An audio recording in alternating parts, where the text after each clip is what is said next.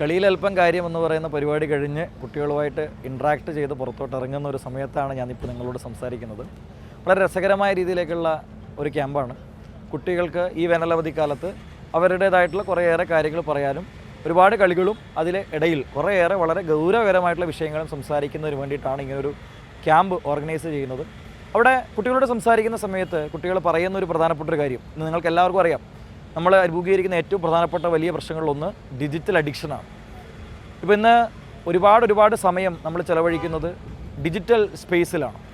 അപ്പോൾ അങ്ങനെ വരുന്ന സമയത്ത് അത് എത്രമാത്രം നമ്മുടെ ഫോക്കസിനെ അഫക്റ്റ് ചെയ്യുന്നുണ്ട്, ആ ഒരു സ്പേസിൽ വരുന്ന റിയൽ കാര്യങ്ങളെ എത്രമാത്രം റിയൽ എന്ന രീതിയിൽ നമ്മൾ ഇൻ്റർപ്രറ്റ് ചെയ്യുന്നുണ്ട് തുടങ്ങിയ കുറേയേറെ കാര്യങ്ങൾ കുട്ടികളുടെ ചോദ്യങ്ങളൊക്കെ ആയിട്ട് ഈ ഒരു സെഷനിൽ വന്നിട്ടുണ്ടായിരുന്നു.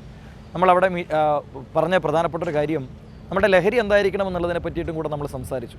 നമ്മുടെ ലഹരി എന്ന് പറയുന്നത് നല്ല സൗഹൃദങ്ങളും വായനയും ഒക്കെയായിട്ട് നമ്മുടെ ലഹരിയെ പുനർനിർവചിക്കാൻ നമുക്ക് കഴിയണം.